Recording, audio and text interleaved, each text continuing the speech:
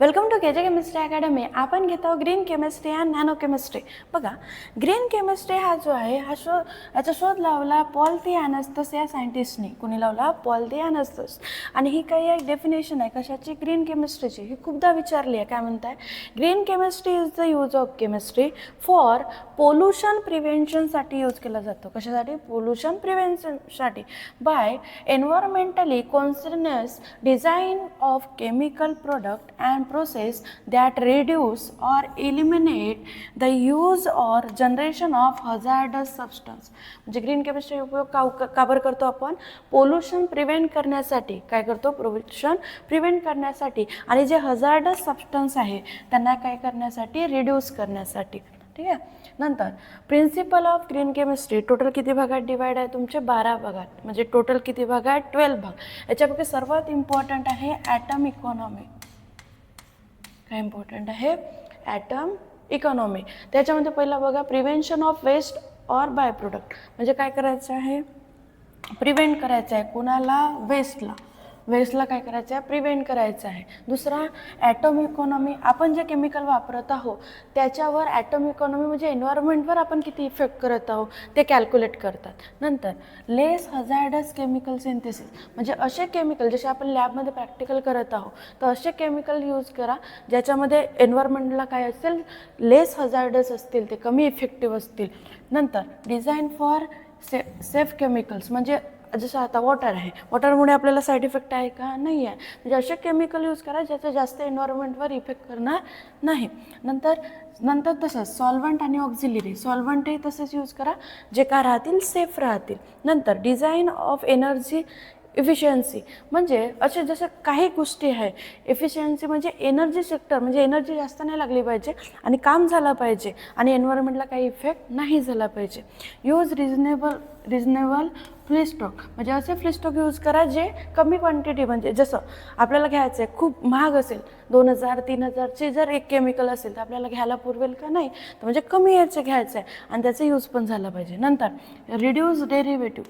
म्हणजे जे मोठे डेरिव्हेटिव्ह आहे ते काय करा? रिड्यूस करा आणि काय करा? कमी याच्यामध्ये बनवा. Use of catalyst. कोणाचा यूज करा? कॅटलिस्टचा. कशासाठी? प्रिव्हेंट करण्यासाठी. नंतर डिझाईन फॉर डिग्रेडेशनमध्ये कुजण्यासाठी. जसं पालापाचोळा कुजतो, बरोबर आहे, तर कुजण्यासाठी पण काय करा? डिझाईन करा काही केमिकल्स. नंतर काय? Real time analysis pollution prevention. आणि लास्ट आहे safer chemical for accident prevention. म्हणजे ॲक्सिडेंट प्रिव्हेन्शनसाठी पण काही केमिकल यूज करा. नंतर पोल्युशन प्रिव्हेन्शनसाठी यूज करा. आता होऊ शकतं आपण काय होतं, एखादी रिॲक्शन लावली ती एखादी रिॲक्शनला लावायला समजा एक रिॲक्शन 3 तासात कंप्लीट होते आणि कोणी लावली त्याची 15 मिनिटात कंप्लीट होते. तर आपण काय करू? एनर्जी मला वाचवायची आहे तर मी काय करेन? 15 मिनिटावाली रिॲक्शन लावेन. म्हणजे माझी एनर्जी काय होईल? यूज होऊन जाईल ना, कामात येऊन जाईल. नंतर बघा, नंतर समजा कोणी विचारलं रोल ऑफ ग्रीन केमिस्ट्री. काय विचारलं? Role of green chemistry. तर ग्रीन केमिस्ट्री कशासाठी उपयोग केली जाते? ओझोन डिप्लेक्शनसाठी. ओझोन डिप्लेक्शनसाठी कशाचा यूज केला जातं? ग्रीन केमिस्ट्रीचा. लक्षात ठेवाल, खूप इम्पॉर्टंट आहे. कशासाठी? ओझोन डिप्लेक्शनसाठी. नंतर बघा, नंतर आहे नॅनो. नॅनो हा वर्ड कोणता वर्ड आहे? ग्रीक वर्ड आहे. कोणता? Greek word. आणि याचा वर्ड होतो ड्रॉप. काय होतो? ड्रॉप. पण ॲक्च्युअलमध्ये तो काय असतो? Smaller than drop. म्हणजेच त्याची रेंज किती असते? 1 to 100 नॅनोमीटर.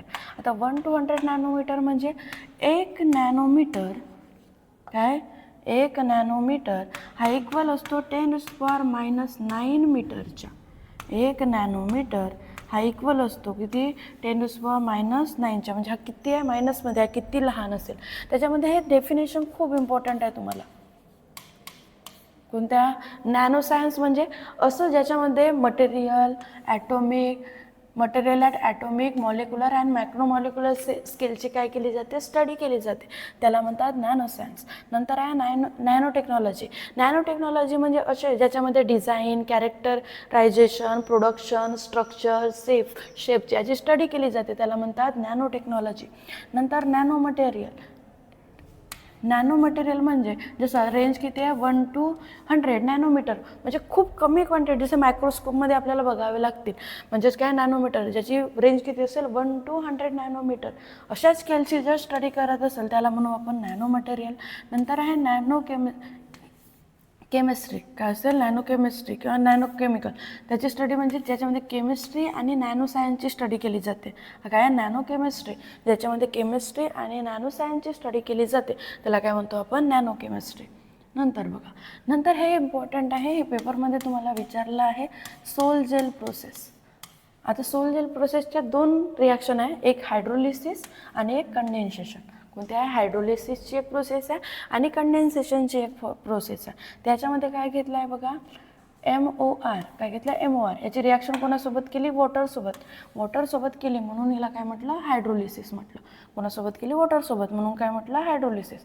आता बघा, आता काय झालं, वॉटरला आपण काय लिहू शकतो, असं लिहितो HOH, काय लिहितो वॉटरला HOH. तर काय करा, इथून काय काढा R, इथून काय काढा OH, तर काय रिमूव्ह झाला ROH, काय रिमूव्ह झाला ROH, मग काय राहिला MO आणि याला काय लागेल H, ते MOH काय लागला, हा कंपाऊंड बनला. नंतर रिपीट तोच कंपाऊंड घेतले MOH, जो तुम्ही हा घेतला तर उलटा लिहा. आता काय लिहिलं होतं MOR, आता उलटा करा ROM. इथे पण काय करा बघा, इथून काय काढू H आणि इथून काय काढू RO, दिसतंय.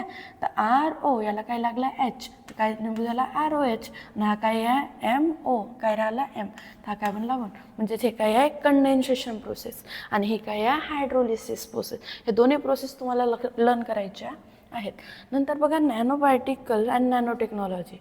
आता नॅनो पार्टिकल आणि नॅनो टेक्नॉलॉजीचे हे काय आहेत, ॲडव्हान्टेज आहेत. हे काय आहेत, ॲडव्हान्टेज. तर नॅनो पार्टिकल आणि नॅनो टेक्नॉलॉजीमध्ये काय केलं जातं, रिव्हॉल्युशन इन इलेक्ट्रॉनिक, म्हणजे इलेक्ट्रॉनिकमध्ये याचा खूप जास्त उपयोग केला जातो. नंतर एनर्जी सेक्टरमध्ये जिथं खूप कारखाने जे की आहेत त्याच्यामध्ये पण नॅनो पार्टिकलचा यूज केला जातो. आणि लास्ट मेडिकल फील्डमध्ये हे काय झाले यांचे ॲडव्हान्टेज. बरं, डिसॲडव्हान्टेज काय आहेत, ते काय करतात, आपल्या लंग्सला काय करतात, डॅमेज करतात, किंवा जे ह्युमन रेस्पिरेटरी ट्रॅक आहे, म्हणजे आपण जो श्वास घेतो त्या श्वासला काय करतात, ट्रॅक करतात तिथं, म्हणजे आपल्याला श्वास घ्यायला काय होऊन जाईल, अडचण होऊन जाईल. बघा, हे सर्वात इम्पॉर्टंट आहे, ॲप्लिकेशन, डिसॲडव्हान्टेज, ॲडव्हान्टेज. आणि हे एक लक्षात ठेवा, इक्वली ऑफ वॉटर, म्हणजे जो सिल्वर पार्टिकल असतात ते रिस्पॉन्सिबल असतात कोणासाठी, इक्वली ऑफ वॉटरसाठी. हा तुम्हाला खूपदा प्रश्न विचारलेला आहे. हा व्हिडिओ तुम्हाला कसा वाटला हे मला नक्की कमेंटमध्ये सांगा. आणि मी कोशिश केला ग्रीन केमिस्ट्री आणि नॅनो केमिस्ट्री एकाच लेक्चरमध्ये कंप्लीट करण्याचा प्रयत्न केलेला आहे.